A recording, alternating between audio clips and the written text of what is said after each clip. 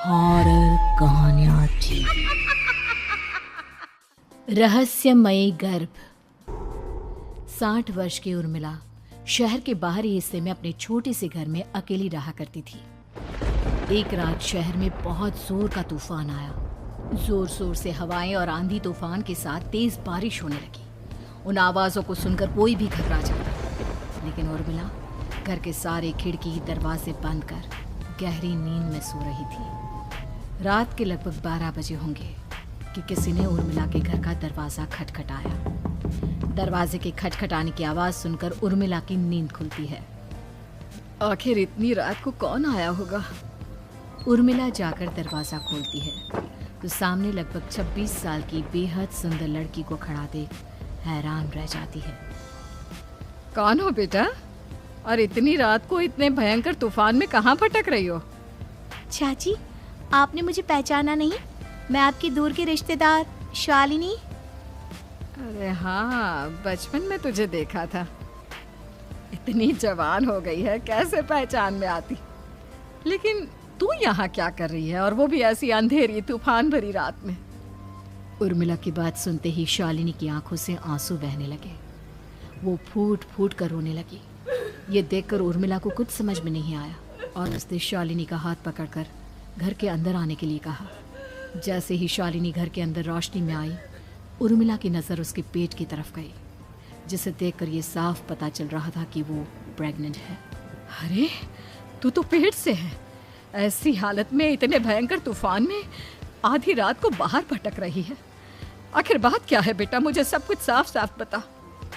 क्या बताऊं चाची, ये सब जिसकी वजह से हुआ है उसके बारे में बताने में भी मुझे शर्म आती है। मैंने घर वालों की मर्जी के खिलाफ जाकर एक लड़के से शादी कर ली थी, पर वो शादी के 1 महीने बाद ही मुझे छोड़कर चला गया। छोड़कर चला गया का क्या मतलब? क्या उसके साथ कोई हादसा हो गया? नहीं, उसे कोई दूसरी लड़की पसंद आ गई और मेरी प्रेगनेंसी की खबर सुनते ही उसने मुझे बेसहारा छोड़ दिया। उसके बाद मैं अपने घर गई, लेकिन माँ पापा ने मुझे घर में कदम तक नहीं रखने दिया। तभी मुझे आपकी याद आई। कोई बात नहीं, कोई बात नहीं। तुमने यहाँ आकर अच्छा ही किया। एक काम करो, तुम आराम करो। वैसे भी ऐसी हालत में इतना घूमना फिरना और इस तरह आधी रात को बाहर भटकना ठीक नहीं होता। प्रेग्नेंट औरत को आधी रात को घर से बाहर नहीं निकलना चाहिए। बुरी आत्माएं उस पर अपना असर दिखा सकती है। और इतना कहकर उर्मिला ने शालिनी को एक दूसरे कमरे में जाकर आराम करने के लिए कहा। लेकिन जैसे ही शालिनी अपने कमरे में जाने लगी, अचानक से उर्मिला ने उसे रोक लिया। एक बात बताओ बेटा, तुम्हारा कौन सा महीना चल रहा है? पेट देखकर तो लगता है कि लगभग 6 महीने पूरे हो गए होंगे। उर्मिला की बात सुनकर शालिनी के होठों पर मुस्कुराहट आ गई। चाची जी, अभी सिर्फ 1 ही महीना हुआ है। शालिनी की बात सुन उर्मिला दंग रह गई। उसे समझ में नहीं आ रहा था कि प्रेगनेंसी के पहले ही महीने में शालिनी की हालत ऐसी क्यों थी। लेकिन फिर उसने बात को नजरअंदाज कर शालिनी को आराम करने के लिए कहा और खुद भी कमरे में जाकर सो गई। अभी कुछ ही घंटे बीते थे कि अचानक से एक बच्चे के बड़े ही अजीबोगरीब बेढंगे तरीके से रोने की आवाजें उर्मिला के घर में गूंजने लगी। उन आवाजों को सुनकर उर्मिला की नींद फिर से खुलती है। ये अचानक बच्चे के रोने की आवाज कहां से आने लगी? उसने उठकर चारों तरफ देखा, पर वहां उसे कोई नजर नहीं आया। उर्मिला घबराते हुए शालिनी के कमरे में गई तो वहां उसे कमरे की दीवार पर एक बेहद खौफनाक साया नजर आया, जिसे देखकर उर्मिला बुरी तरह से घबरा गई। आखिर ये सब क्या हो रहा है? शालिनी, शालिनी उठो! उसने जोर जोर से आवाज देकर शालिनी को जगाने की कोशिश की, लेकिन ऐसा लग रहा था जैसे उसकी आवाज शालिनी तक पहुंच ही नहीं रही थी। कमरे की दीवार पर एक बहुत बड़ा और बेहद डरावने दिखने वाले इंसान का साया और एक बच्चे के अजीबोगरीब ढंग से रोने और चीखने की आवाजें अब उर्मिला को ज्यादा डराने लगी थी।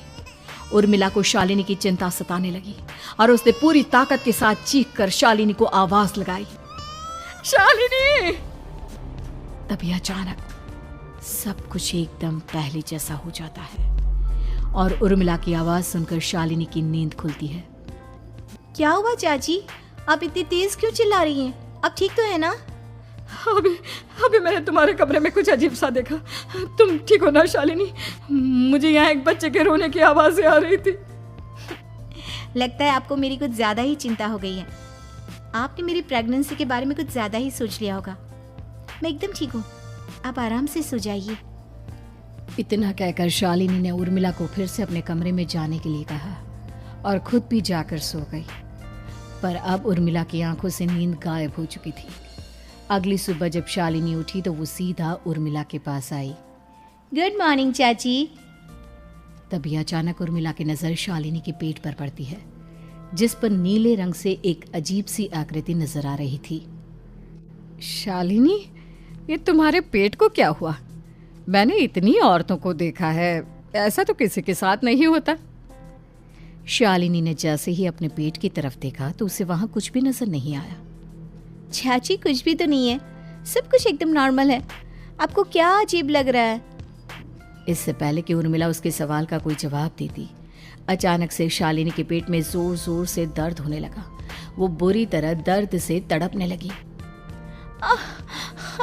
चाची, चाची। ये सब देखकर उर्मिला बहुत घबरा गई। उसने धीरे धीरे शालिनी के पेट को सहलाना शुरू किया, लेकिन शालिनी का दर्द कम नहीं हुआ। उर्मिला जाकर रसोई से पानी का गिलास लेकर आई और शालिनी को पानी पिलाने की कोशिश करने लगी।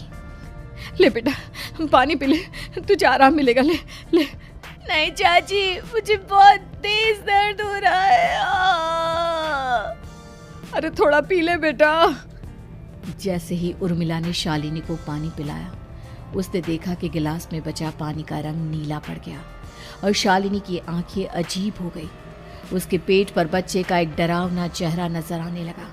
ये सब देखकर उर्मिला की डर से हालत खराब होने लगी, पर तभी शालिनी का दर्द ठीक हो गया। बेटी, अभी तुम्हारा दर्द ठीक है तो ऐसा करो, तुम थोड़ी देर आराम कर लो। शालिनी को आराम करने के लिए कहकर उर्मिला तेज कदमों से चलकर घर से बाहर निकल जाती है और पास ही रहने वाली एक औरत कालिंदी के पास पहुंचती है। अरे उर्मिला बहन, बड़े दिनों बाद दिखाई दी, क्या हुआ? बहुत घबराई हुई सी लग रही हो, सब ठीक तो है ना? क्या बताओ कालिंदी बहन, मेरी एक दूर की रिश्तेदार आई हुई है। वो पेट से है और उसके साथ ना अजीब अजीब चीजें हो रही है। अब उर्मिला सारी बात कालिंदी को बताती है, जिसे सुनने के बाद काले जादू और तंत्र विद्या की माहिर कालिंदी एक ताबीज बनाकर उसे देती है। बहन, मुझे शालिनी पर किसी बुरी आत्मा का साया लगता है। ये ताबीज ले जाओ, आज रात को 12 बजे उसे पहना देना, फिर सब ठीक हो जाएगा। उर्मिला ताबीज लेकर घर वापस आती है और अब आधी रात के होने का इंतजार करने लगती है। जैसे ही आधी रात होती है, वो नींद में सोई शालिनी को ताबीज पहना शांति से अपने कमरे में आकर अपने पलंग पर लेट जाती है। अब सब ठीक हो जाएगा, ये सोचकर उर्मिला शांति की एक सांस ही लेती है कि तभी अचानक उसकी आंखों के सामने कुछ ऐसा आता है जिसे देखकर उर्मिला डर से चीखने लगती है। तुम कौन हो? कौन हो तुम? जाओ यहाँ से, जाओ जाओ यहाँ से। तभी उर्मिला की एक जोरदार दर्द भरी डरावनी चीख वहां पर गूंज गई। उर्मिला की आंखों के सामने एक बच्चा खड़ा हुआ था, जिसका पूरा शरीर किसी बूढ़े की तरह नजर आता था, लेकिन मुंह किसी नवजात बच्चे की तरह था। उसकी आंखें गुस्से से लाल थी और वो घूर घूर कर उर्मिला की तरफ देखा जा रहा था। कौन हो तुम? कौन हो? उर्मिला के चीखते ही वो बच्चा जोर जोर से रोने लगा। घबराकर उर्मिला ने अपने हाथों को अपने कानों पर रख लिया।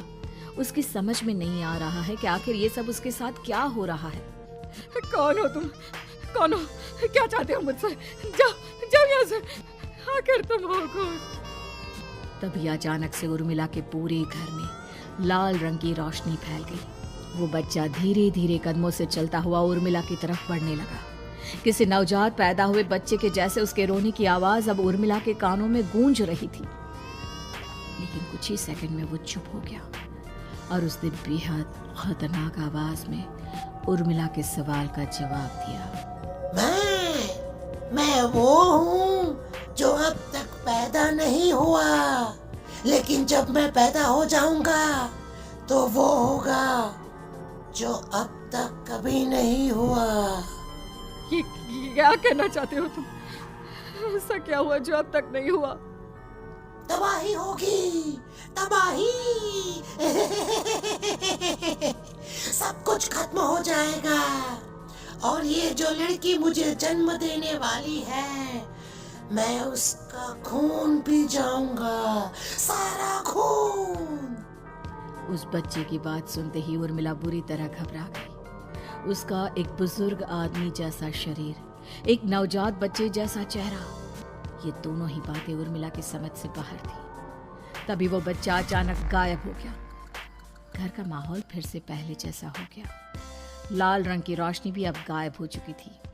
उर्मिला दौड़कर शालिनी के कमरे में पहुंची, जहां वो गहरी नींद में सोई हुई थी, पर उसके गले का ताबीज गायब हो चुका था। उठो उठो शालिनी, उठो बेटा, मुझे तुमसे जरूरी बात करनी है। अरे चाची क्या हुआ? इतनी रात को आप परेशान क्यों कर रही हैं? सब ठीक है ना? अभी जब तुम सो रही थी ना, तो मैंने तुम्हारे गले में एक ताबीज पहनाया था। कहाँ गया बेटा, बताओ मुझे। शालिनी ने चारों तरफ अपनी नजरें घुमाकर देखा, लेकिन वहां पर कोई ताबीज नहीं था। वह हैरानी से उर्मिला के चेहरे की तरफ देखने लगी। उसे समझ में नहीं आ रहा था कि आखिर उर्मिला किस ताबीज के बारे में बात कर रही थी। नहीं चाची, यहाँ कोई ताबीज नहीं है। लगता है आपने कोई बुरा सपना देखा है। मैंने कोई बुरा सपना नहीं देखा। खैर छोड़ो, तुम अब सो जाओ, कल सुबह बात करते हैं। डर और घबराहट की वजह से उर्मिला की आंखों से नींद तो जैसे बिल्कुल गायब हो गई थी। अगली सुबह उर्मिला बिना कोई देर किए गांव के बाहर एक छोटी सी झोपड़ी में रहने वाले बूढ़े पंडित के पास पहुंची। पंडित जी, मेरी मदद कीजिए। अरे आओ आओ उर्मिला, क्या हुआ? सब ठीक तो है ना? क्या बताओ पंडित जी, बहुत बड़ी मुसीबत है। मेरी दूर की एक रिश्तेदार लड़की पेट से है और उसके साथ बहुत डरावनी चीजें हो रही है। कल रात को तो एक अजीब सा दिखने वाला बच्चा मेरी आंखों के सामने आकर खड़ा हो गया था। ये तुम क्या कह रही हो? मुझे साफ साफ बताओ कि आखिर तुमने क्या देखा? उर्मिला ने अपने साथ हुई बीती रात की पूरी घटना पंडित जी को बताई, जिसे सुन पंडित जी के माथे पर चिंता की लकीरें उभर आई। अनर्थ होने वाला है, अनर्थ। बरसों पहले भी उस हैवान ने एक लड़की के पेट से जन्म लिया था और उसके बाद उस शहर को पूरी तरह से तबाह कर दिया। कैसी विपदा पंडित जी, कैसी बात कर रहे हैं आप? बताइए मुझे, और इसका उपाय क्या है? इसका उपाय तो है, लेकिन बहुत कठिन है। हो सकता है कि उस उपाय को करने के दौरान तुम्हारी जान भी चली जाए। मुझे मेरी जान की कोई परवाह नहीं, पर आप जिस तबाही के बारे में बात कर रहे हैं, बस वो नहीं होनी चाहिए। लाखों लोगों की जान बचाने के लिए मैं कुछ भी करूंगी। तो ठीक है, मेरी बात ध्यान से सुनो। बरसों पहले एक भयानक तांत्रिक ने अपनी तंत्र क्रिया के जरिए एक मासूम लड़की के साथ रिश्ता बनाकर उसके पेट से जन्म लिया था। इस तरह से वो अपने जैसे लोगों की संख्या इस दुनिया में बढ़ाना चाहता था। आपके कहने का मतलब है कि शालिनी के पेट से भी उस शैतान को जन्म लेना है, इसलिए उसने उसके साथ ये सब किया है। ठीक पहचाना तुमने। अब मैं तुम्हें एक ऐसा सिंदूर दूंगा जिसे तुम्हें ले जाकर उस लड़की के पेट पर लगाना होगा। क्या ऐसा करने से सब कुछ ठीक हो जाएगा? नहीं उर्मिला, ये सब इतना आसान नहीं। उस लड़की के पेट पर सिंदूर लगाने के बाद तुम्हें उसका पेट काटकर उस हैवान को बाहर निकालना होगा। नहीं पंडित जी, मैं ये सब नहीं कर सकती। मैं भला एक जिंदा लड़की के पेट को अपने हाथों से कैसे काट सकती हूँ?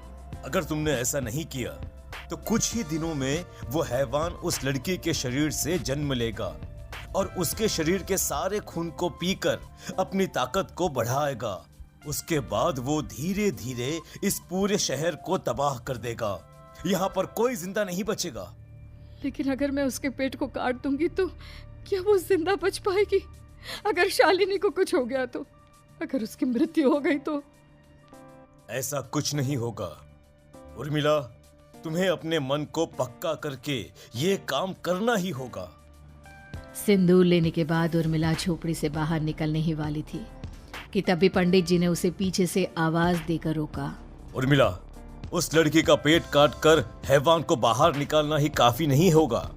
तुम्हें ध्यान रखना होगा कि ये सब करते हुए उस बच्चे का जो आधा बूढ़े का शरीर है उस पर सिंदूर की एक बूंद भी ना लगने पाए, क्योंकि अगर ऐसा हुआ तो वो तुम्हें और बाकी सबको कच्चा खा जाएगा। पंडित जी की बात सुन उर्मिला की आंखें फटी रह गई और उसके शरीर में डर की लहर दौड़ गई। फिर भी उसने हिम्मत की। ठीक है पंडित जी, मैं पूरी कोशिश करूंगी कि मैं उस हैवान को वहीं के वहीं खत्म कर पाऊं। इसके बाद उर्मिला तेज कदमों के साथ घर वापस आती है। दिन बीतता है, रात का अंधेरा छाने लगता है।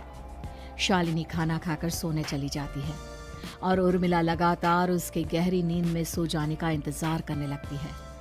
जिसके बाद उर्मिला दबे कदमों से शालिनी के कमरे में पहुंच गई। मुझे ये करना ही होगा। अब उर्मिला ने धीरे धीरे शालिनी के पेट पर पंडित जी का दिया सिंदूर लगाना शुरू किया। उर्मिला के हाथ बुरी तरह से कांप रहे थे। उसके एक हाथ में चाकू था जिससे वो पेट काटने वाली थी। उर्मिला ने एक नज़र शालिनी के चेहरे की तरफ देखा और फिर डरते हुए उसके पेट पर चाकू चलाना शुरू किया। कमाल है, मैं इसका पेट काट रही हूँ और ये आराम से सो रही है। इसे दर्द नहीं हो रहा क्या? तभी अचानक उर्मिला के कानों में बच्चे की रोने की आवाज सुनाई देने लगी। उसने घबराकर चारों तरफ देखा पर वहां पर कोई नहीं था। बस रोने की आवाज लगातार आ रही थी। उर्मिला बिना रुके लगातार शालिनी के पेट को काटती रही। उसे इस बात का भी ध्यान रखना था कि सिंदूर बच्चे के बूढ़े आदमी वाली शरीर के हिस्से पर ना लगे। कुछ ही देर में वो हैवानी बच्चा उर्मिला के हाथों में था। उसने बड़ी ही सावधानी से उस बच्चे को बाहर निकाला और पंडित जी के कहे अनुसार उसे घर से दूर जलाने के लिए ले गए। पर तभी उसके सामने वही बूढ़े शरीर और बच्चे के चेहरे वाला बच्चा आ गया। अपनी गोद में और सामने भी बच्चे को देखकर उर्मिला हैरान रह गई। मुझे मांगी, मुझे इतनी हिम्मत कैसे है तुम्हारी? तुम पैदा नहीं हुए हो और मुझे पता है जब तक तुम्हारा जन्म नहीं हो जाता तो मुझे कुछ नहीं कर सकते। इतना बोलते ही उर्मिला तुरंत उस बच्चे को घास के ढेर पर फेंक कर उसमें आग लगा देती है। जिसके तुरंत बाद वो बूढ़े आदमी के शरीर और बच्चे के चेहरे वाला अजीब तांत्रिक का भूत भी वहां से गायब हो जाता है। कुछ देर बाद उर्मिला घर पहुंचती है तो वो ये देखकर हैरान रह जाती है कि शालिनी का पेट अपने आप जुड़ चुका था। शुक्र है भगवान का और उन पंडित जी का, अब सब ठीक हो जाएगा। सुबह शालिनी सोकर उठती है तो अपना पेट देख बुरी तरह घबरा जाती है। चाची, चाची ये सब क्या हो गया? मेरा पेट अचानक कम कैसे हो गया? मेरा बच्चा कहाँ गया चाची? बेटी, वो बच्चा नहीं, एक खतरनाक तांत्रिक था जो तुम्हारे कोख से जन्म लेकर सबको मार देना चाहता था। वो पैदा होते ही तुम्हारी जान भी ले लेता, इसलिए मैंने पंडित जी के बताए उपाय से उसका खात्मा कर दिया है। अब सब ठीक है। शालिनी को उर्मिला की बात समझ में नहीं आती। जिसके बाद शालिनी को पूरी बात उर्मिला आराम से समझाती है। अब वो दोनों ही भगवान का शुक्र अदा करती हैं और एक साथ रहने लगती हैं।